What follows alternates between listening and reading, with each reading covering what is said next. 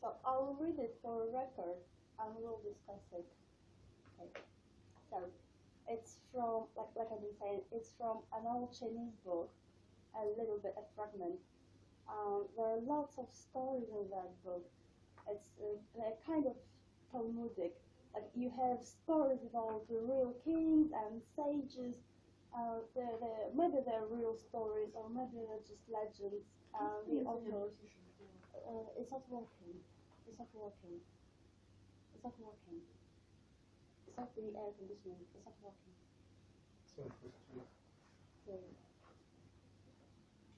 So there will be different stories to illustrate the ideas of the book. And that's one of the stories. Among people who lived by the shore, there was one person who took fancy in frogs. Whenever he happened to be by the sea, he would come there specifically to play with frogs, and they would come out and surround him, hundreds and hundreds of them, so the whole shore would be covered completely with them. He would play with them all day, and they would never go away from him. Once his father said, "I heard that frogs never go away from you. Why don't you bring me some? I play with them too." But the next day, when the man went to the seashore, not a single frog came out to him from the sea. So it's a very strange story, really, no matter how you look at it. What is the first strangeness about it is that it would be located in that book at all. As you look at the other stories, they're all about kings and sages, like I said, and that's about frogs. That's interesting. And it opens the chapter which talks about kind of understanding without words. When you look at a person and you know all about him or her, and you don't need any words. That's all the chapter is about. But the story is not. I think it's not really about it.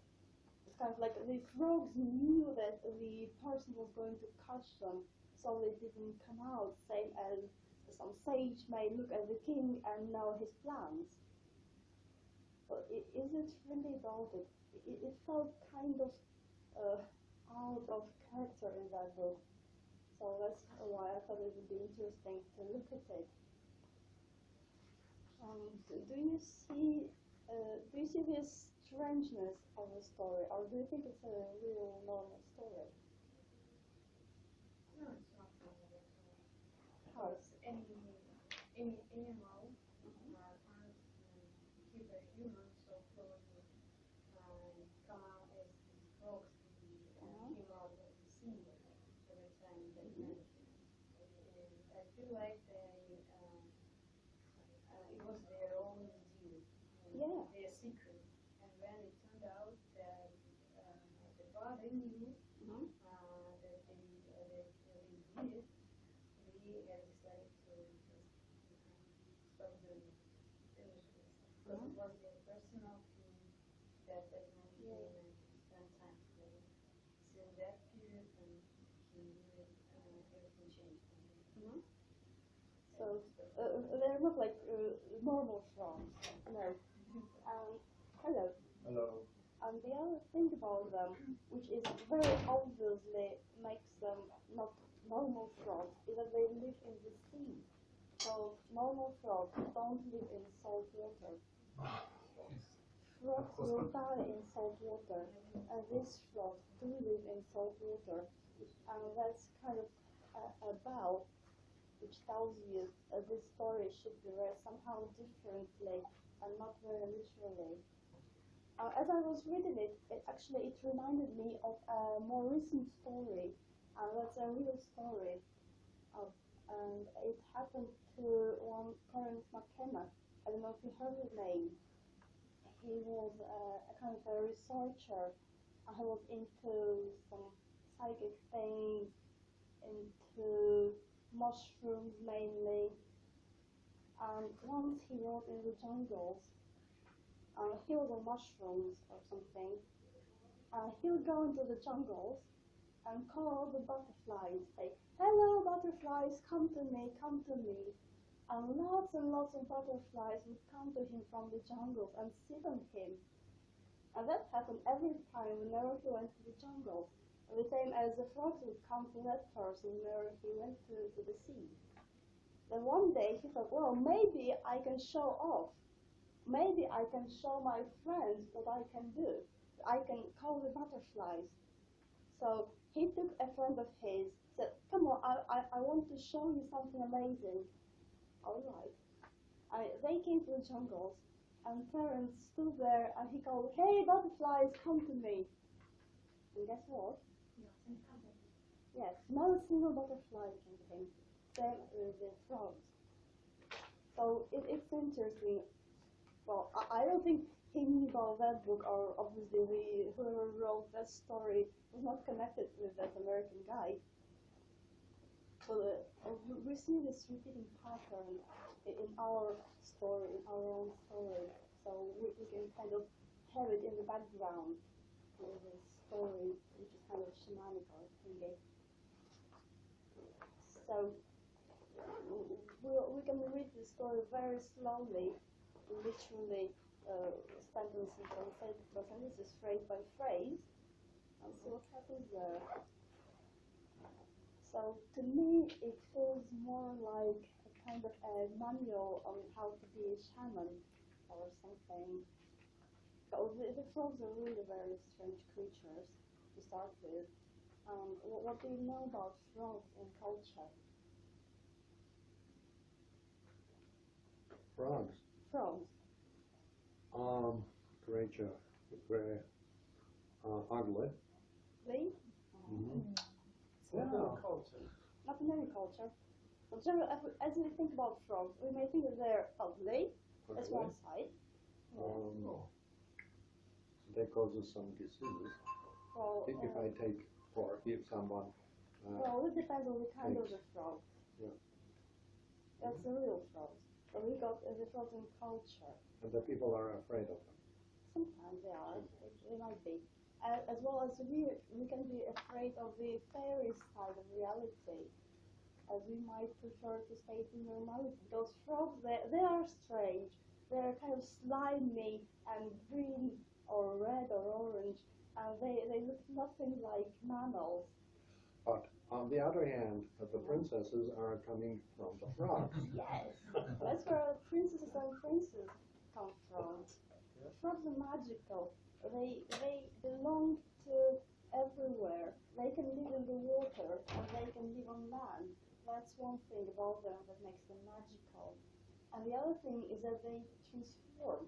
First they're an egg, a spawn, then they become a tadpole, then it's a frog. So it's the same as beetles change their form, and so they are also. But I think it's not in a neck, it's in some. Well, no matter what you call it, okay. No matter what you call it, okay. It doesn't matter. The idea is that the frogs are magical. They change their form, and they don't belong to any particular realm. They can live in water, they can live on land, but really neither. If they stay too long on dry land, they die, or they need to be watered. If they stay too long in water, they will die, but they need to breathe. So neither here nor there. Just recently, I wasn't looking for it specifically, just came across it. In Chinese culture, and we are speaking about Chinese culture here. Is it Chinese? It's from a Chinese book. An old legend. Lushi something. I don't remember the full name, the full title in Chinese. Lushi something. It's Springs and Autumns of Master Lu. In Chinese, like use words as a tool. Yeah, you can eat them apparently.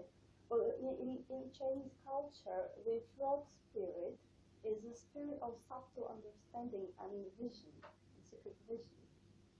So when you know that, it makes it kind of clear. And I just found it out very recently after writing about it, after thinking about it, and was like, oh, confirmed, cool. Because as I read it, well, if you say spirits or like mimic it instead of frog, it makes it much clearer. The story becomes really much clearer if you have a look at it.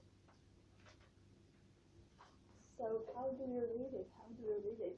And again, it reminds me of those Talmudic kind of story where every word is very meaningful, every image is meaningful. It's like when they say horse, they can mean body, or when they say servant, they can mean your mind, and things like that. So maybe we can read it in this way. So, among people who lived by the shore was one person who could fancy frogs. So we have this picture of reality. We have the sea, we have the shore, and we have the land. And naturally, in culture, in myth, when we have the sea, what is it? What does it represent? We have the sea. Soul. Soul. Could be soul. Maybe thoughts, maybe wisdom, not material. So usually it's a place of power where the hero meets himself or knows himself. We have deserts, we have mountains, forests, we have the sea, the ocean as sacred places. So when we have the sea, we know it's deep. We can't understand it. It goes on forever and ever. No one knows what is inside it, what can come out from it. So I think it's kind of the other side of reality, which we don't know or understand, which we can't tame. And the frogs belong to that reality.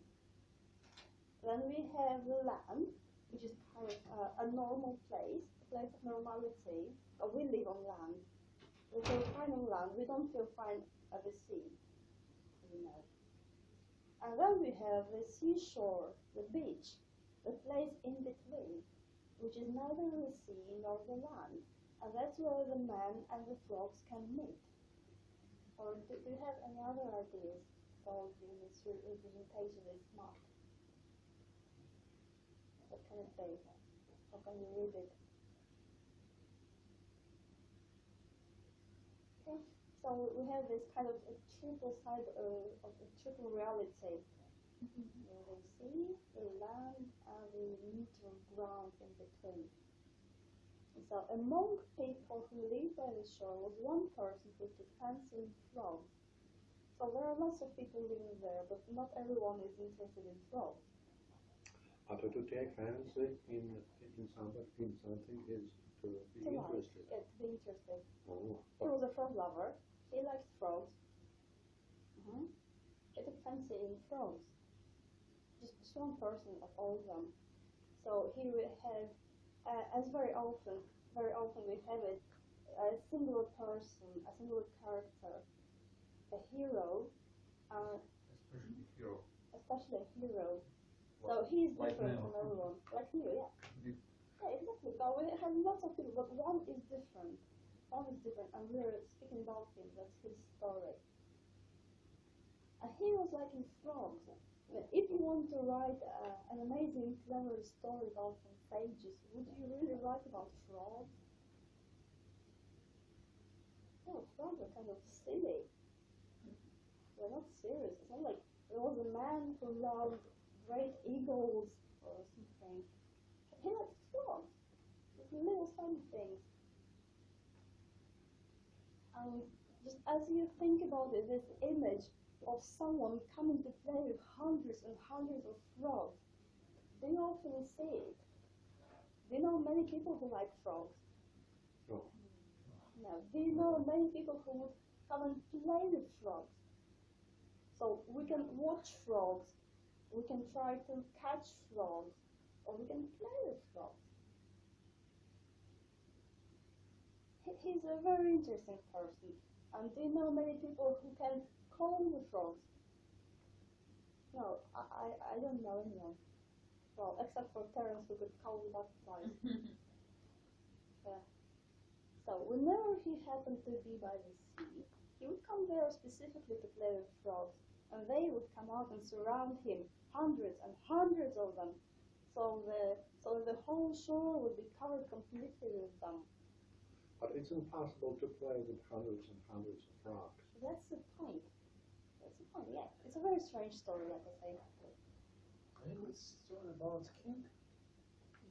He, on the sea there are villages. They fishing, swimming, and so he called them frogs, and he helped these people, and so they loved him, and so they played with him. Yeah, that's a very good idea, since the whole book is about being a king or a sage. So, yeah, we can suggest that there's one king and lots of subjects, like frogs. And if you're kind to your subject, they would come out to you and they would be kind to you and play with you. Then, yeah, we can read it this way. Yeah. But then we see that in this case, the king and the subjects live in different realities, which hardly ever touch. Technically, yeah. Which technically is true. Although this whole Chinese idea is more towards bringing the two together. Yeah. So when the people are unhappy, when they're starving, when they don't have enough food, then the king should have less food too, to show that he is with the people. Or if it's very cold, then the king shouldn't wear many clothes to show that he is with the subjects. But technically, yeah, obviously there are two different realities. But we don't know whether the frogs were unhappy. Yeah, but they're just happy frogs. Yeah. They can play. Just now they're happy frogs. Now here, if we think they're kind of clever things or spirits or something, whenever he happened to be by the sea, he would come there specifically to play with frogs. So he doesn't have a plan.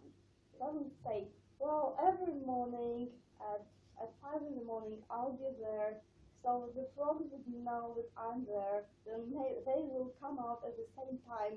Maybe I'll bring them some worms, and they know that I'm bringing them worms at this time, and that's why they would come out. He would just come there randomly. He'll just come there randomly.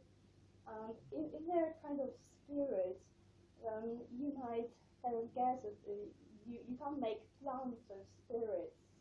No, there was no commitment, I guess, between them. So they were kind of, random meetings. Yeah, random meetings, but they would always be there. It's like you're always in that kind of state of flow. If you're a shaman, you're always a shaman. If you're an artist, you're always an artist. If you're a writer or someone, you're always a writer or a painter or whoever. And whenever an idea comes to you, you're ready for it. Whenever you come to the sea of frogs, you're ready for it. And so the frogs will come out and play with you, and you will play with them. Whenever he happens to be by the sea, he'll come there specifically to play with frogs. And he would come there every time just to play with the frogs. I mean, to play, not if he comes to watch them as passive, he doesn't try to catch them, just plays with them. And why he would play with them cultivate? I think that's play or day. It means all life. People play with king all his life, and when they see another king, his father, for example, they say, oh no, it's not our. It's our king. Not our king. Yeah. I think that day is life. Day is life. Yeah. Besides, if you come to play with frogs and you spend the whole day playing with them, then if you read it literally, again, it is very strange. Well, then maybe time flows differently when you're engaged in it. It is. When you're engaged in something like that, you never notice the time floating. I mean, one I was not even writing, but reading a book for a friend of mine, and he was just fixing his sofa and asked me to read a bit of Huckleberry Finn for him while he was busy. I was reading it, and then I looked up from the book, and the sofa was fixed in no time at all. It was like, oh, in a blink. It's a miracle. So time does flow strangely and differently. And again, yeah, like I said, it's your whole life. You play with frogs your whole life. You never stop learning. Hello. Is it frogs calling? No. Okay. So you never stop it. It's every minute, every second. If you practice something, you practice it every second. Not when you go to the practicing hall or when you sit on your writing desk or something. It happens every second, all day long, all day long, all day long. And as they say, vita brevis ars longa. Do you know this expression? Vita brevis ars longa. Do you know what it means? Yeah. Do you know the translation? Vita life. Vita Life. brevis It's short and ars the longa. art is long. Yeah, how do you understand it? Long. Life is short. Art is long. It means that we have our time to be on this earth, but art is just like immortal. Yeah, that's what people think now about this saying, but really it says a very different thing. It's kind of a modern reading of it. But truly what they meant by ars is like art of medicine, of things. Like science. It's like science or craftsmanship, something. So with the brevis, life is short, ars longer, and craft is huge. And you can never learn everything. So no matter how you try, you can study all your life, and there still be things to learn. That's what they meant by it. That one lifetime is not enough to learn your craft.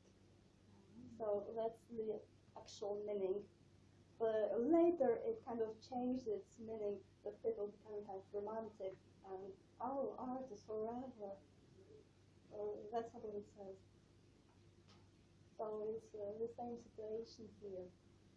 You come to them every day to play with them. But let's return to this phrase. So he would play with frogs, which again is strange. They would come out and surround him. So like in a horror movie. Come out and surround. yeah. That's not the It's a very, very short. Yeah, it's a very little gap between horrors and fancies. Because if they were angry frogs, that would be a horror story. But they're playful frogs, that's a happy story. So the difference is very slight. That's true. So, and they would come out and surround him. So we see that they reply to him. It's not just his fancy.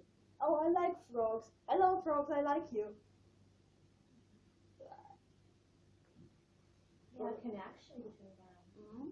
Very interaction. Yeah. Mm-hmm. So they would come out from the sea. They would leave their reality and meet him on this kind of neutral ground. And they would surround him. They have this, again, image of a kind of a circle with him in the middle. So they would all come to him.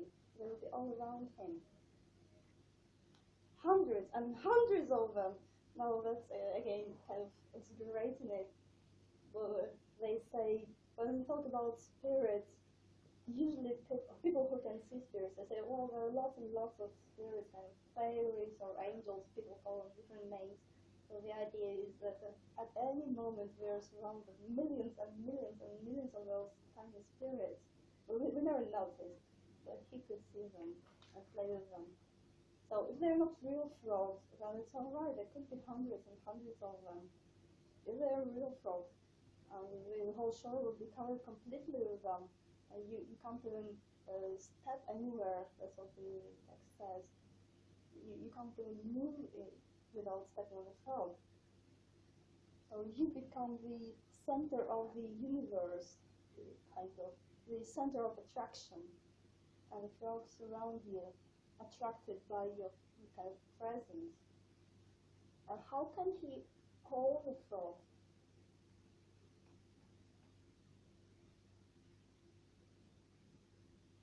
No.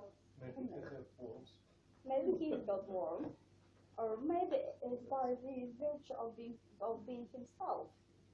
If he is himself, it's got this kind of frequency or this air around him which would match that of the frogs. I doubt that he pronounced specific sound to attract frogs. Yeah, okay. Probably not. This kind of idea. It's like, if you talk about sound, then you can make patterns with sound. If you take some sand and put it on a speaker, and then you make some frequency, it will form different patterns. Very beautiful. So the whole show will be covered completely with them. So they all would respond to it. Maybe there is more frogs in this year, we don't know. Well, anyway, it's not just one frog coming out, or two frogs. It's the whole frogginess. The whole frogginess. Maybe because he's a frog at heart. Anyway. So he would play with them all day. They would never go away from him. So like we said about playing all day. We mentioned that about being into it all day and playing and playing and playing. And they would never go away from him, which kind of means, well, what does it say about frogs? What kind of personality do they have? So he comes there, says, "Hello, frogs, I'm here." And they all come out and they surround him and they play with him and they never go away. So They're loyal. loyal. What else are they? Friendly. Friendly. Attractive. What else? Devoted, maybe. Devoted. Yeah, and there's kind of readiness which they reply, which again might be surprising as we read it. Every time they come out, every time they play with him all day long, and every time they stay till the last moment, they never go away. Just when he wants to leave, then they leave. What do you think? What do you think about it? Just imagine this picture. Very interesting story. Yeah, it is a It's very about interesting. philosophy story. It's a philosophical Maybe in focus time. maybe Time. maybe. So every minute is a little frog. As you start a new day, your frogs surround you. Maybe. So it's like if they're spirits, then it means that they're always ready to answer. They're ready to play with you, and really they kind of help you, come out to help you. It's not like they need you to play with them. Apparently not. Apparently they're just happy being frogs. But if you want them to play with you, if you come with an open heart and kind of good humor and ask them politely to play with you, they would come out, they would play with you, they're happy to play with you, to teach you. They will stay with you all day long, they will never go away. It's kind of very positive image, I think. So it depends on you entirely whether the frogs will play with you or not. If you don't want to play with you, just ask. They will come. They will never go away unless you ask them to go away. Or so once his father said, and here we have his father coming into the story. That's a change of reality. We change the reality. But first we stayed by the sea, We've been dealing with the frogs, and we've been seeing what the froggy reality is like, what they are like, what the frogs are like. Now we come back to the land, and we see the human reality, or let's say the kind of 3D reality, the reality of the land, the normality. And that's presented by his father. And why would it be his father? Hello. You're just a tiny little bit froggy today.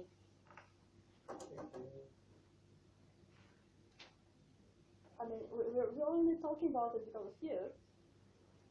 Really? Yeah. What I did was it mean? sure that it was due to philosophy, not for me. No. Oh no, it's just for you because you're so beautiful. Okay, so I'm we just so came. beautiful as frogs. Yeah. This is was Very my nice. name in my childhood. Right. So Thank you you very wanted to discuss the father specifically, and we just came to that bit. So that's where his father shows up in the story. Yes, the main idea was when you mentioned that it is possible from reading of anything, Well, even basically, a word. yeah. You Yeah. can read a single word very slowly, which I did with the word I, like I, me, with the English I. So it's not a problem because any piece of writing, any piece of art, anything manifests itself through the reader, who is not a thing, but a being, a person.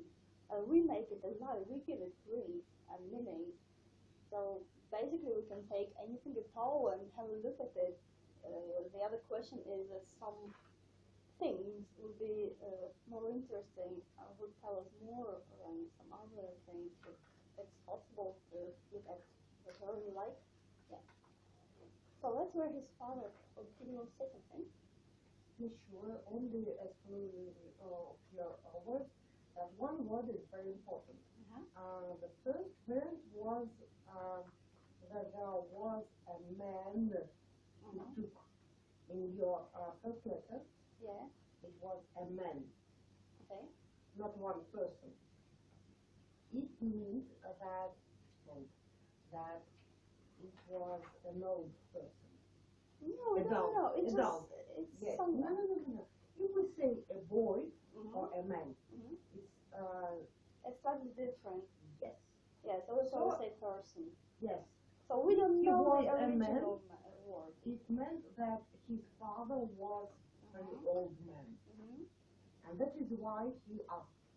But when I have that this bird, one person. Mhm. Of course, it can be changed. Well, it's a double translation, so I have no idea what the original word is in the Chinese book. So I just translated it from the Russian translation, and it said человек. So apparently It was it's not more a like a boy. man. Apparently Yes. it's more like a man. Yes. Yes. But it's just someone. It's like if you have those Talmudic-like stories, then usually they would be about adults, not children. Yes. So you don't really If consider it was children. very young We don't know if it's a person, young person or an Yes. old person. It's just someone. So it's for me, it's very it is important for us, for me. but not for the narrator. I'm sure that this is the main point of decision what was the age of his father. Yeah. And if he was very old and couldn't move to the river, or to the sea, I don't The remember, sea. to the sea, it explains all the situation. Yeah, it could. But we don't know. So it's like in the biblical text. There are lots of details in which the narrator is not interested, because lots of things kind of skip and are not mentioned or not specified. If you look at the biblical stories, you'll notice lots and lots of these things. And that's not unlike it. It's very much like it. So when the narrator says person, the narrator isn't interested if it's a young man or an old man, if it's a girl or a or a woman or someone. He just said a person. So for the story, it's not important. For the story as the narrator tells us, or for the story as it goes, it's not important. But here our kind of research begins. So then we can play with it. When it's not specified, then it can be anything. We can turn it slightly and see how it changes. Yeah. So if it's a grown-up man, that's one story. If it's a young man, that's the other story. But here it just says one person. So here, did you have something? Okay, so here we have this change of reality, like I've been saying, and his father coming into the picture. And his father represents this reality of land, of stability. So they see changes, they see moves, they see dangers or something. And the land is stable, the land is where you live, the land is where you belong to, that's the normality. So it's kind of yin and yang side of reality. So which is which? You know? Yin is kind of soft. Yes, sea is more like a woman, sea is soft, it's water, it's kind of deep. Dangerous. Yeah. Still dangerous. Still dangerous. And the land is more like yang, because it's stable, it's fixed, it's where the father lives, the male figure. Do you believe that males are more stable than women? No, I don't, but that's the picture. Because the pattern, the general idea of forces, well, it's just in our human kind of. Emotionally they are. Kind of, we like separation. We like separation. So what we are doing here now is really just sending some frogs to the US forces that big. So they've been doing some silly things recently, as I've heard. So they're doing some frogs. So we like separation. So if we have just a blank board, there's no separation in there, which is blank. Just when we put one single line, be it this or that, horizontal or vertical, let's say vertical, for argument's sake, then we create separation just by putting this single line. And that in the story, that would be the seashore. That would be the seashore. So here we have the sea, here we have the land, here we have frogs, here we have father or man, people. And create separation, we divide everything into, so we say plus and minus, we say male and female, we say soft and strong, anything you might invent. I'm sorry, and where do you think he's one person? The man who Oh, he's a shaman. He's a shaman. He comes in between, neither here nor there. He belongs to the beach. That's where he comes, that's where his place is. That's where he belongs. The frog belongs to the sea, the father belongs to the land, but he himself, as a shaman or shaman-like man, he belongs to the place in between. So it's very nice. That we have three groups. Yeah, but it's kind of in between. That's A, that's B, and that's where they cross. Okay. So a shaman is someone who can move between the two. He can talk to the frogs, he can talk to his father. That's what he does. So why would it be his father? Not his friend, not the king, but his father. Not his mother, not his sister, not his lover, not his wife, not his child, but his father. Why father? My first picture was that he was very, very old. He couldn't move to the sea. But still, why wasn't it his old friend, his old teacher, his old king, the father? It means that somebody Who's father? It's not only about requesting, but also because of understanding. Okay. Father and son, and father was very interested in his son feeling. Was he? I guess. It doesn't feel like he was interested.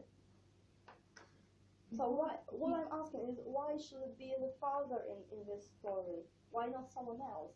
Why did he figure a father? Because the first point was not the main important, about this man, one person, could refuse to anyone except his father. It is one point that it is very obvious, but it's not the main for me. For me, it's more interesting the attitude from father to his son. That he was interested that his son, his part, that devoted from him and lives his own life, he feels something that father never felt in his life. And he wanted to understand and to feel it. It's very interesting when elders, parents try to understand feeling and mind. Well, here it's more like, oh, I see you play with frogs. Oh, I want to do it too. Oh, I see you have an ice cream. I want an ice cream too. It's more like this. Yeah. Here. So why father? Well, I think because it's kind of the authority and a relative, the closest relative and authority you can have. And you can feel. Yeah. So if you're from a traditional society, like I know Chinese society, then you should obey your father. That kind of goes without saying.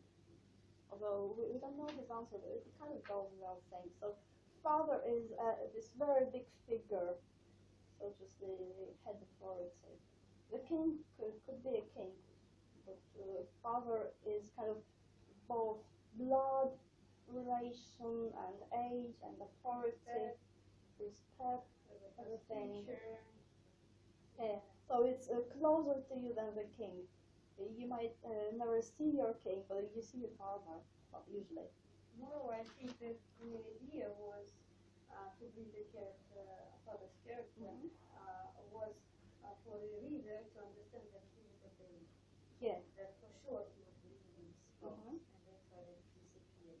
So as you see, we don't have a sense, a single word saying that he was born. But keeping in mind that it was a father, we realize that he would. He would. But if he's a shaman, then he might be in a slightly different position. So we don't really know. But anyway, once his father said, I heard that frogs never go away from you. Why don't you bring me some? I'd play with them too. So that phrase is also interesting. I like it too. Give it to me. Yeah, I like. And then what's interesting here is that I've heard. You never told it. You never told me. So when I heard, it means I heard it from someone else. And the secret from me. Yeah, you kept it a secret from me. That's one thing. He didn't know. His son didn't tell him about it. So maybe when you play with frogs, you're not interested in telling about it to everyone. So Yeah, it was the secret. kind of. Maybe it's not a secret. Maybe you just don't bother. Maybe if I do something like play with frogs, I'm just happy with it. I don't think about telling people. Why would I? Or like I don't go around telling people how I brush my teeth every morning or something. Or it's just your private search. So why would you go around telling everyone about it? You just don't think about it, I think. And yet he heard about it, so it came out somehow. So maybe you can't hide it. Maybe if you play with frogs, then people can hundreds and hundreds and hundreds of frogs. Hundreds and hundreds. That's a scary movie. Yeah. In my mind. Hundreds of frogs around me. Yeah. In English, I don't know about Chinese probably not, but in English, the frogs, and in Russian too, the frogs are connected with death a little bit because there's the word to croak. Do you know the word to croak? To croak?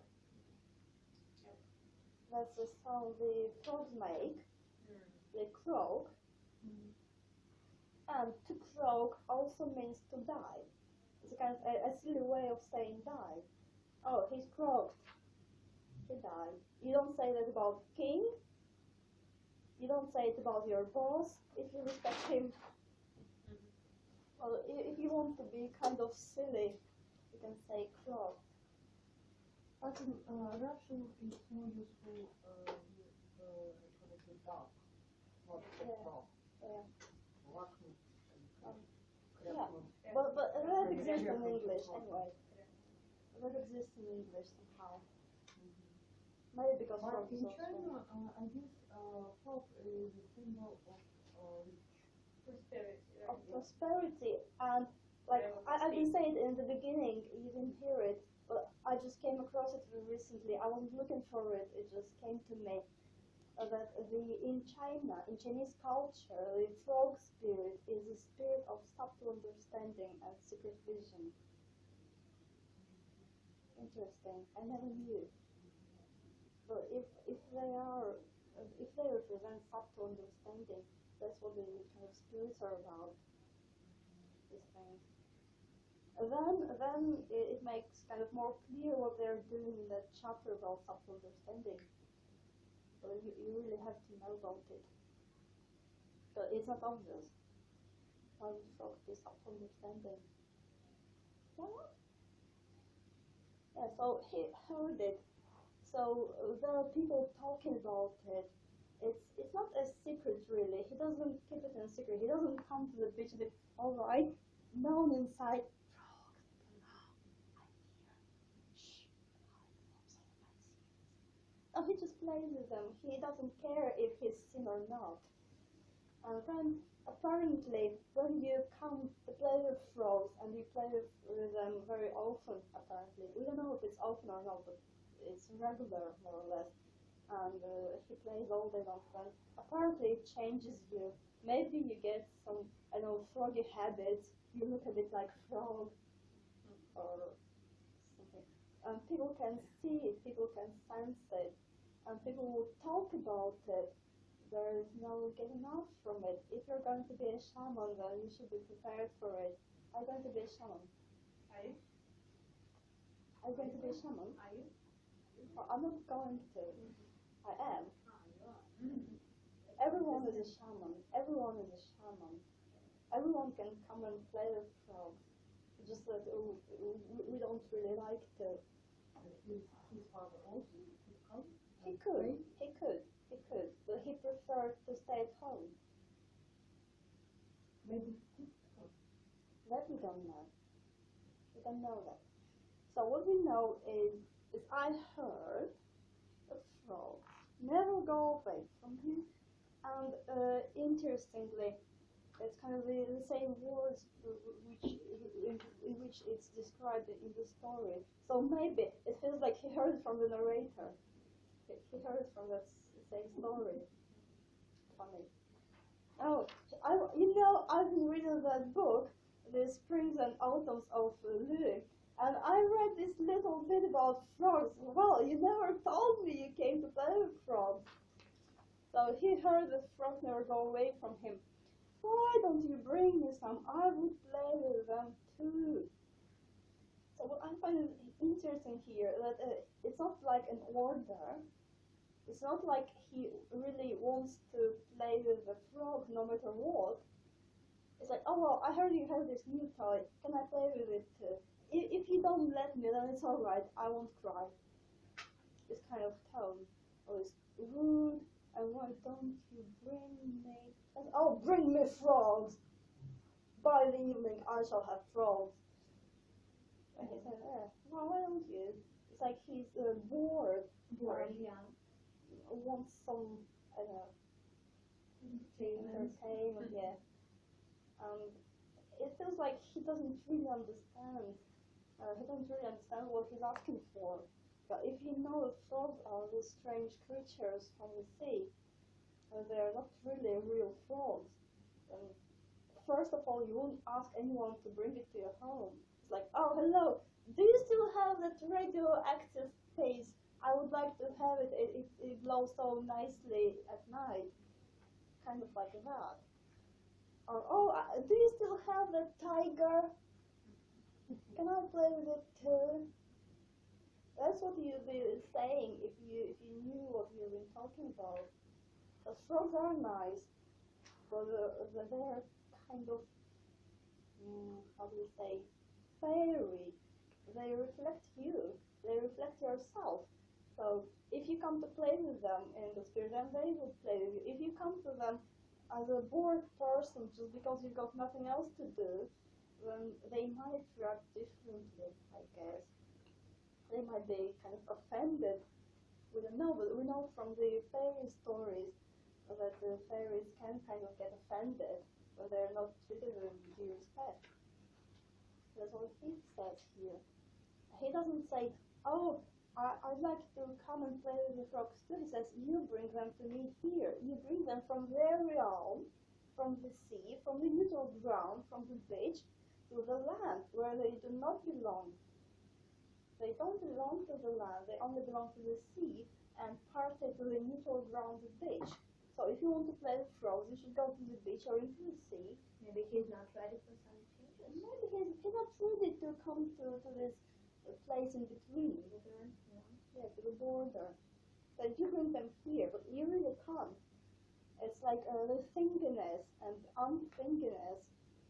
You can't thinkify the frogs of spirits. You can't put them in a little box and just leave them on your table. It's like Terence Mckenna again said that some experiences are unlanguageable. They're unenglishable, unlanguageable. Language belongs to the land of thinginess, and some that we meet are unthinkable, unlanguageable. He said, well, just turn them, put them into a little box, put them into a little frame. This vast sea, this whole sea, can you put it into a little box so that I could have it on my table to play with it? It doesn't really work, as you see. I don't think he cares. I don't think he cares. It's like he sees the surface of the thing. On surface, it looks funny or silly. And again, if you play with frogs, then you are being silly. You are being silly. That's another interesting point here, that the man isn't serious. The man isn't serious. He plays with frogs, for goodness sake. So as we speak about shamans or wizards or sages, we imagine it's something very heavy and clever and has to do with, I don't know, unicorns and eagles and big frog creatures and lions, I don't know. No, it's frogs. It's frogs. Only when you're playing, when you're being childish, then you can learn. When you make yourself frog-like, small and kind of nimble, then you learn. You don't go into seriousness. When you're light about yourself, when you're very serious, then you kind of close yourself. Say, oh no, I will not go to frogs, they're silly. And you never learn what they have to offer to you. That's why I like reading children's stories, children's books. They're so fantastic.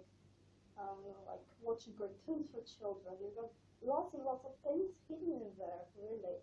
And you can learn more from a fairy story or a children's book than from a huge book on philosophy. That's true. But if you're very serious, you say, no, I will not watch My Little Pony. I will not watch, Smishariki.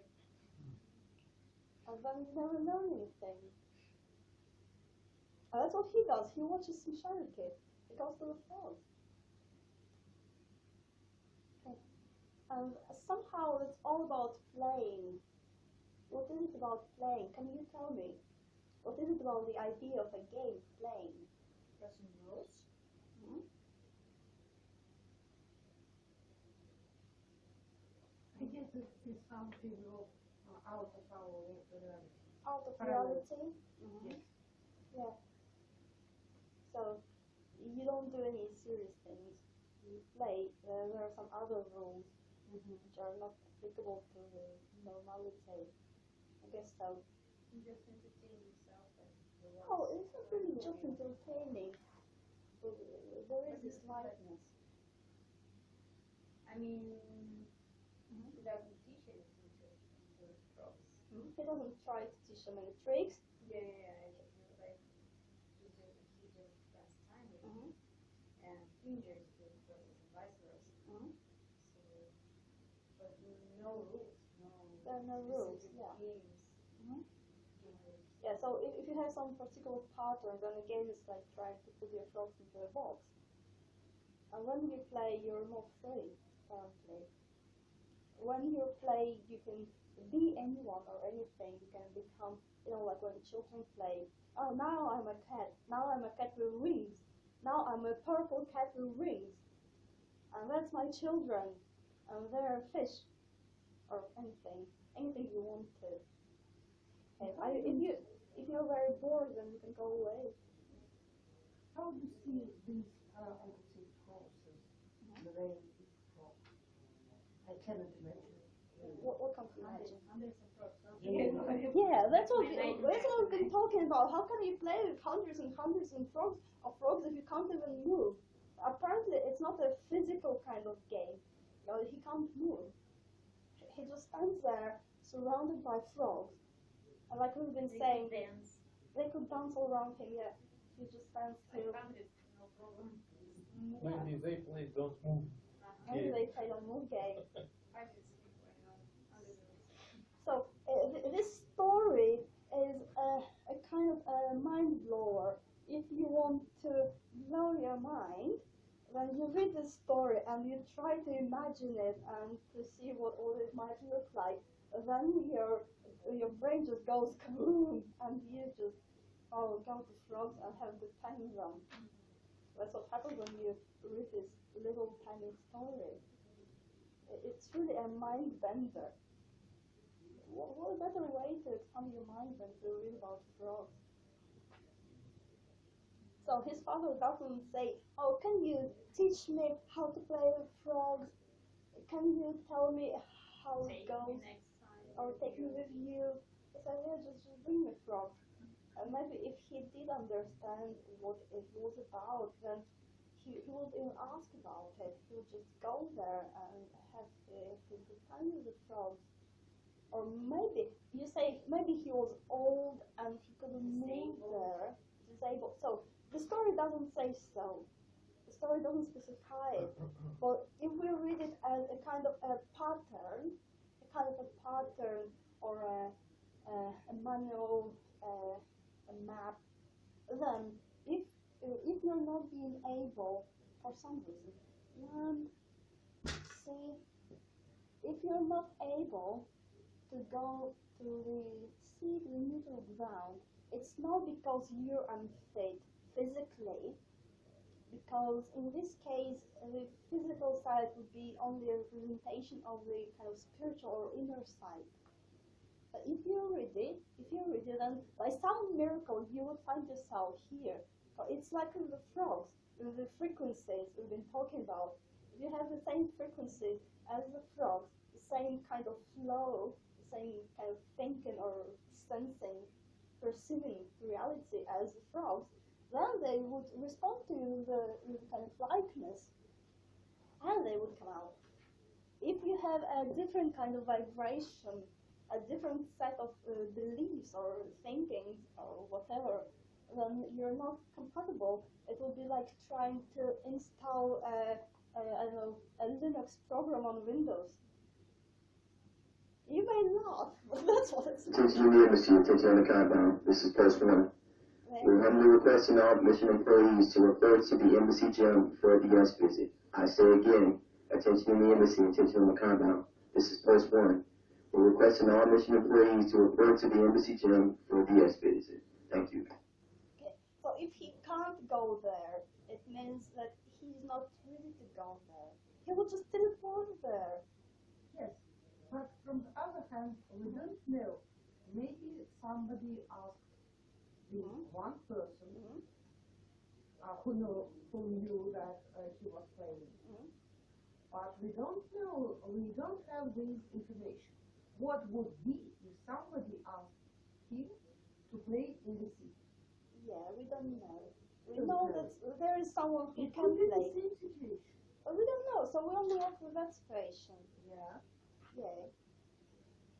And apparently, it's all about, well, since it's about subtle understanding things, it's about your kind of mindset.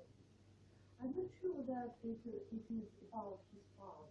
No, it's not I about his guess father, it's about that him. it is about his son.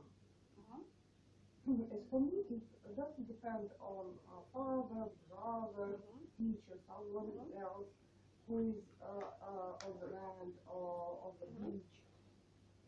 For me, it's only one person who can play, who can get pleasure from this playing. And he couldn't explain it to other people, and he couldn't give this possibility for them because they are impossible. It is impossible, yeah.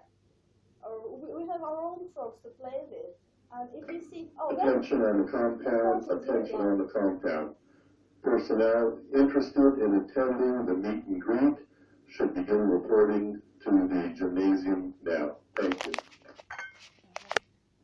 So if you see someone playing with frogs and say, oh, I want to play with frogs too, but maybe you're not supposed to play with frogs, maybe you're supposed to play with crabs or something. You'll never find out if you look at other people playing with other bees. Yeah, and he can't share it. He can't really stay. So he can't take his father there, or he can't bring frogs to him. But his father doesn't seem to understand it. He thinks it's just it's something that you can meet on land. Something because if you're on land, in the land of thinkiness, then yeah, sure, I can take my phone and give it to you. It's not a problem, but I can't take my frogs and give them to you. It requires a shift of your whole perception, of your whole, I don't know, thinking or being, of your whole assemblage point, as they call it in Castaneda's books. I can only, well, what can I do? Nothing. Nothing. It's very difficult to share your experience, It's your feeling. impossible. Yes. That's because your experiences of that kind, they happen at the seaside, or neutral ground in between. And as you bring it back to the land of thinkiness, you do find out that it's unmanageable, or you can't share it. You need some other kind of sharing, with some direct downloads or something. How can you explain what it's like? Attention in the embassy, attention in the embassy. Our visitor is a little bit ahead of schedule, so if you are interested in attending the meet and greet, please head to the gymnasium now. Thank you. Oh, thanks. Why don't you bring me some? I play with them too. Then again, this idea that you can bring frogs, that you can grab them and bring them. The next day, the man went to the seashore. Not a single frog came out to him from the sea. So we don't know if he agreed or not. We don't know if he agreed or not to bring the frogs. But I believe that the point here is that this idea itself was planted in his system. I believe it never crossed his mind that he could catch frogs. Like, it doesn't come to us, like I was writing, it doesn't come to our mind that we can walk through walls. It just doesn't come to our mind, it doesn't cross our mind. It doesn't mean that it's impossible to walk through walls. It doesn't mean that it's impossible to catch some magical frog. But those ideas belong to the other frequency, to the other set of perception. So, if we are in this set of perception, then we don't think that we can walk through walls. If we are in this kind of perception, we don't think that we can catch frogs. It's not like we don't think that we can catch frogs. We just don't think about it at all. It doesn't exist there. But now this idea is planted. His kind of frequency is disrupted, is disturbed, is spoiled somehow. Now it doesn't match the froggies, and frogs can sense it. And I feel like frogs disappeared, and the purpose of it was not to make that man decide between father and frogs. Could be. So it was the question of life for him. Yeah. Well, what happens if you do try to grab it? Then you say you kind of prefer the land to the sea, the fingers to the unlanguageable. That's what you state by your doing. If you agree to it, it doesn't matter if it's possible or not to perform it. It's just what you're thinking about. If you think you can catch frogs, if that idea comes to you, then what position do you get?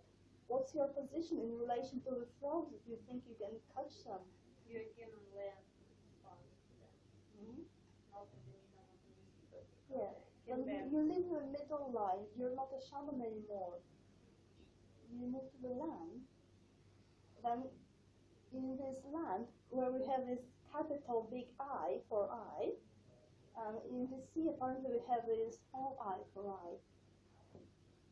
It's a big eye of separation and things. Then we say, well, I'm big and frogs are small. I'm strong, frogs are weak. I have power over frogs. I can catch them. So when you think or when you catch someone, anyway, in any story, it means your dominion. It means you have power over the one you're catching. You think that you have the right. Yeah, you think you have the right to do it. You think you can do it. You think you're greater than frogs, then you don't consider the frog's opinion in doing so. One year ago, that there was a situation when this man can refuse that would not be frog. So he found that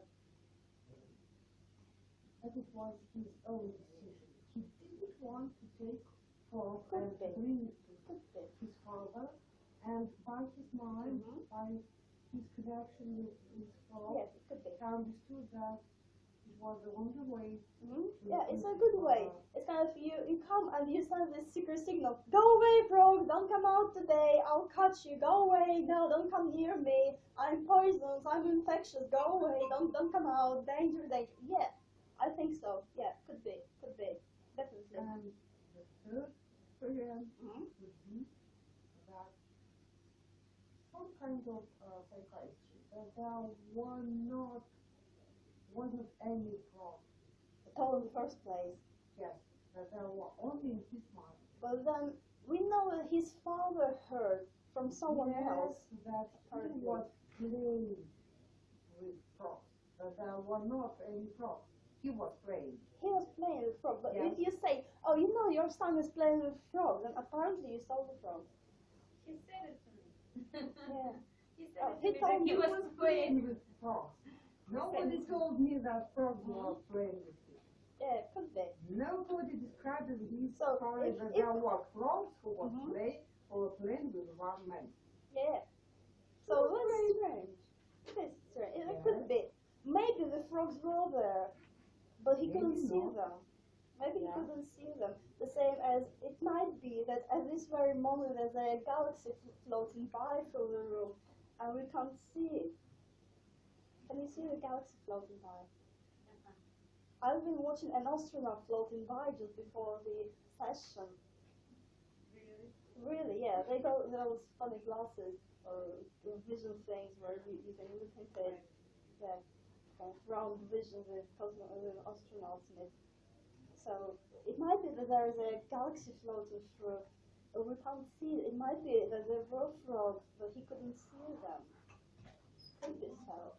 Just because he's changed his mind, literally. His mind is changed. His ways of perception are changed, and he can't see them.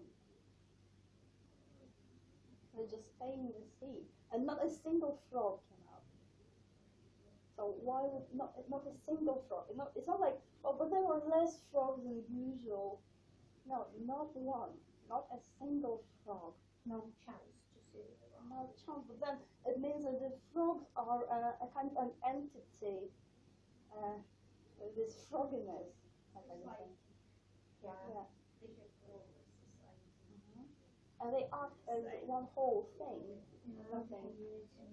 Yeah. Or again, if it's like a more physical, metaphysical, physical way, like if you have iron, it would be attracted by a magnet. If you have a piece of wood, it will not be attracted by a magnet. So maybe the frogs are like magnet. At first he was like iron, and they would come to him. Now he became a piece of wood.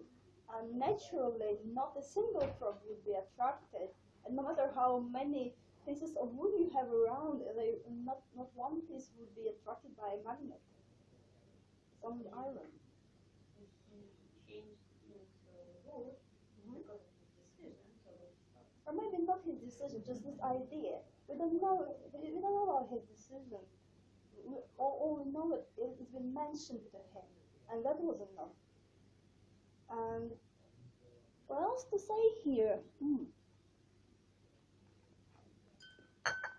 Did he notice that there's an open ending? What is it? Okay. So what's the question which is not answered in the end? Why is one thing? So they don't explain it, but we can kind of guess this way or that way. But there is something in the story, as the story goes in the plot, which is not being said. What is it? Maybe at the end of the story, all frogs are dead, and they can't. So we don't know what happened to the frogs. If they're all dead, then they can't come to him.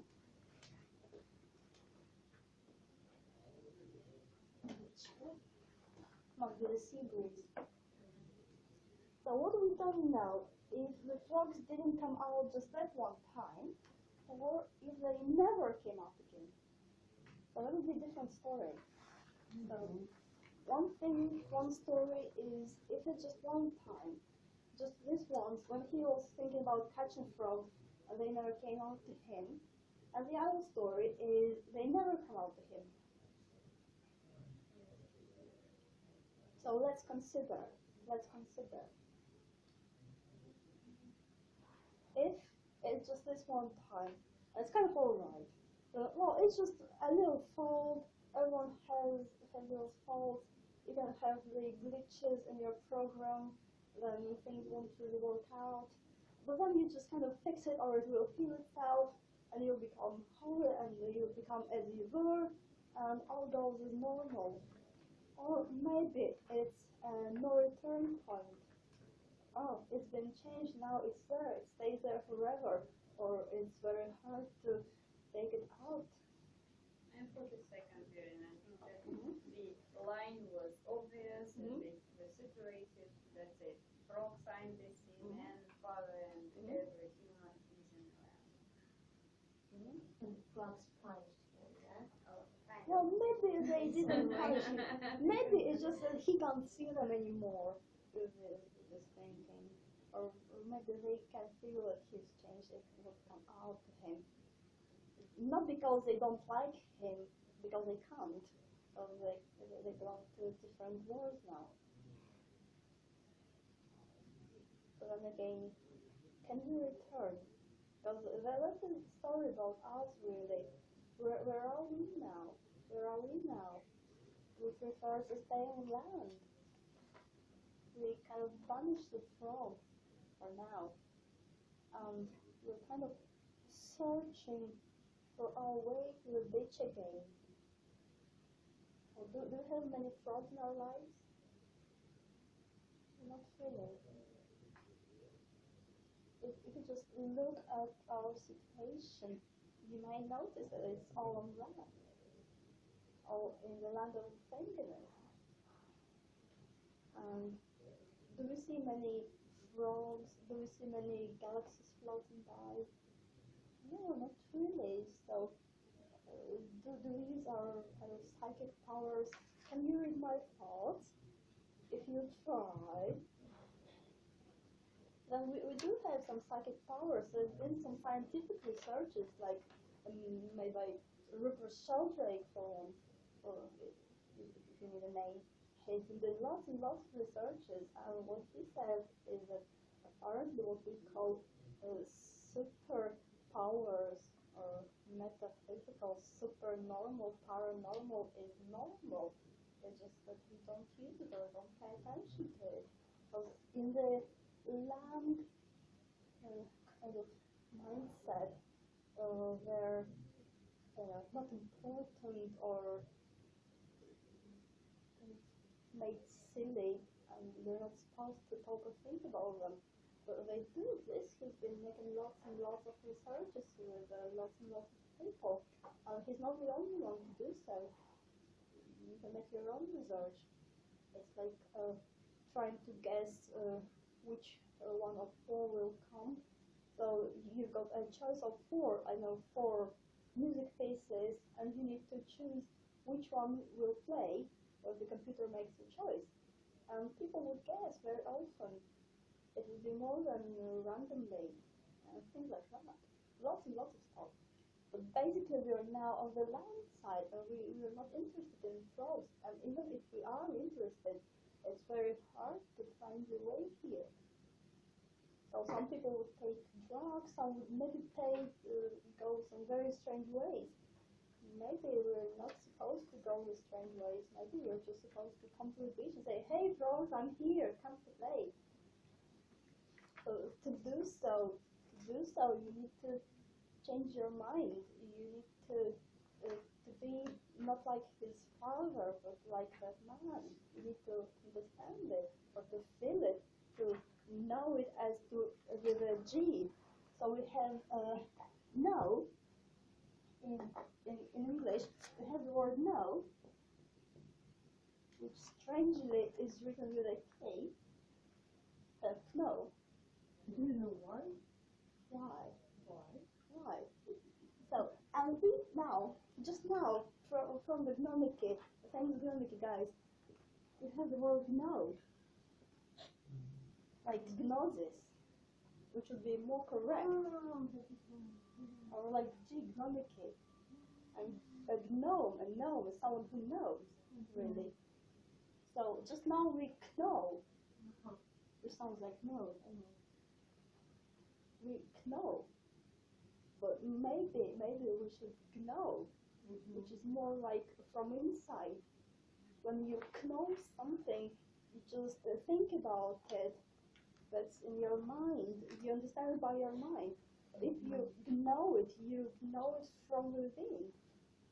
Like you know that the earth moves around the sun, but you know that you have a cold or something. That kind of difference. You know and you know. Maybe we should move more to more knowing than knowing. They might sound the same, no and no. Maybe we should move to yes and yes. So far, we don't know the way to the frogs. We kind of speculate on possibilities.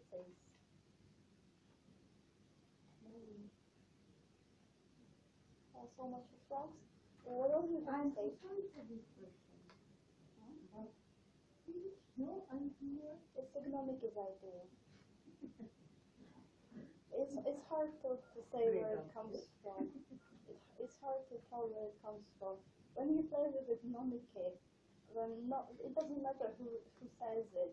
If it's me or you or my teacher or your teacher or the frog, it kind of sings from there.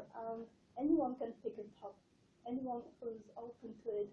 Well, because otherwise, if you're feeling kind of noisy, then you just don't hear it. It's everywhere. It's like when people make new discoveries at the same time in different parts of the globe. It's the same thing. So it's just from economic care. That's what they say. They say we should move to knowing. We should see the difference between knowing and knowing. That's what economics say. And fraud. That's Shakeyburns. So do you have something to add here? Do you have any more ideas? Any more ideas?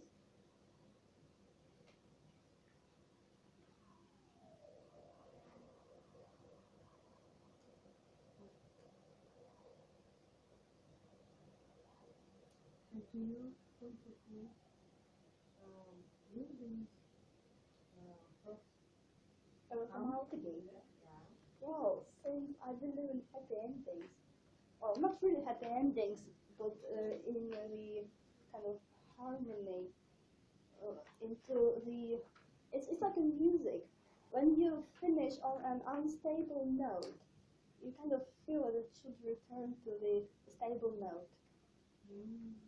If you leave it with him being unhappy and never seen frogs again, it's kind of living on an unstable note, which wants to turn back to the stable note, to the right or left position. It's very difficult to try and I never thought about it like that.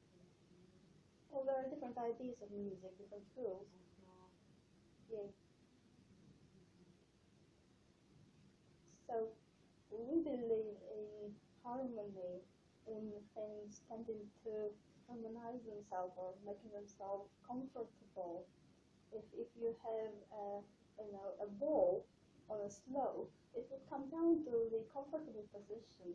If you have this situation with the frogs which are away, it's like having this ball on a slope, and we kind of hope that it will come down the slope to this position of frogginess. That's what we believe. But it proves harmony because there will be the situation when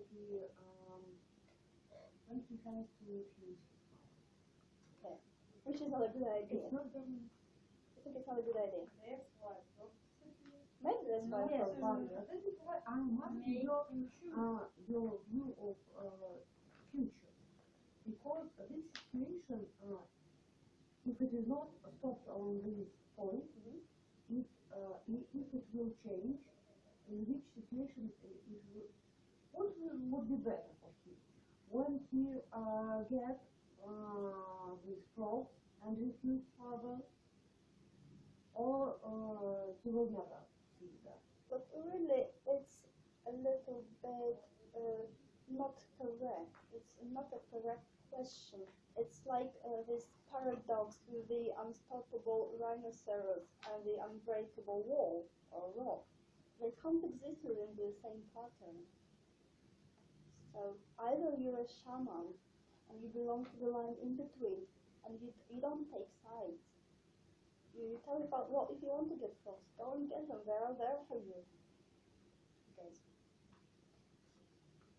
Or you take sides and you say, yeah, I will listen to you, Father, and I'll go to the seaside and try to catch the frogs. Again, you have it in the Bible, in the New Testament, kind of, you should leave your mother and your father and come to me.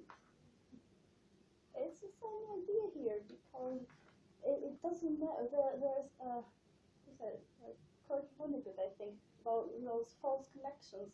When someone is your relative or your friend or your classmate, and you think you have the connection, but what really counts in this situation is your kind of frequency, your mindset. And if it's the same mindset, then you won't ask people to catch a frog. If you have the same frequency as the frogs, and you won't ask to catch them, you have a different frequency, then there is no discussion because you don't understand each other. So he doesn't know what he's asking for. What is he really asking for? Is for some cheap entertainment, apparently, for reading magic.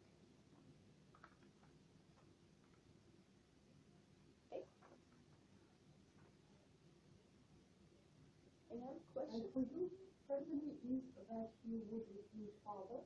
He would understood that Harmony is finding your own way. He might agree with his father, that would be his way, or he can do whatever he likes. He might agree, he might refuse. Whatever he feels or knows is right or correct at the moment. So how do we know? The state of balance. Maybe this things, the sense of this story is that you should write what you think. For example, he think about 100 ideas, and don't write them. And the father asked him, "Can you explain me what do you think about things which you are thinking?" And that man he forget about his thinking, about his ideas, because he didn't write it.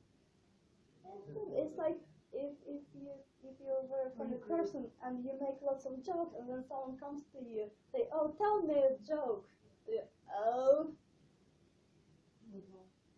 And you just stop.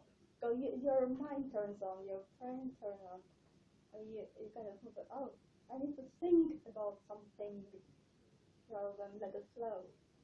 And that kind of stops it. I couldn't say. Even that he was, the sound was absolutely relaxed, and something was in his head, happening, so and so. And when ideas. yes, He think about, but don't write. and when his father asked him about something real, he lost everything. Yeah, but when you start thinking, and as we know, again, the land of things and think. Think is thing. It's not maximum, they sound the same. Think and think. We're thinking when we're thinking. And what does it mean? Thinking is trying to bring the unlanguageable into language. Thinking is making making something infinite into something finite for your use.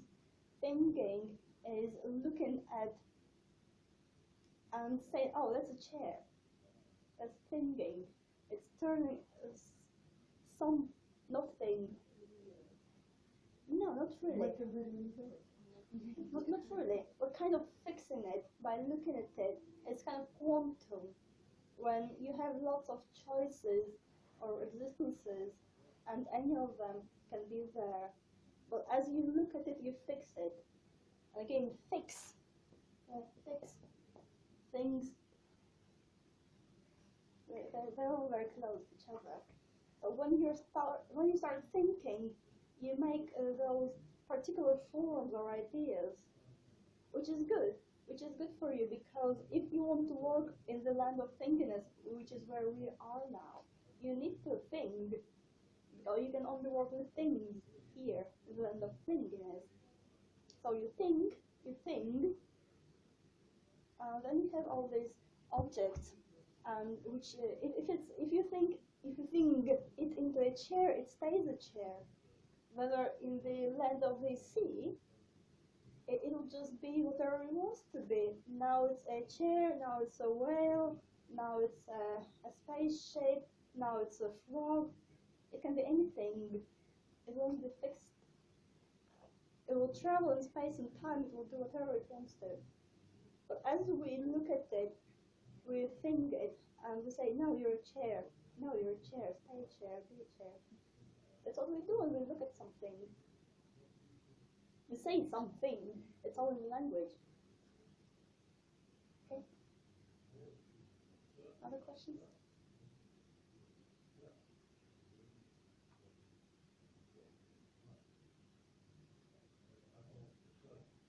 No more questions?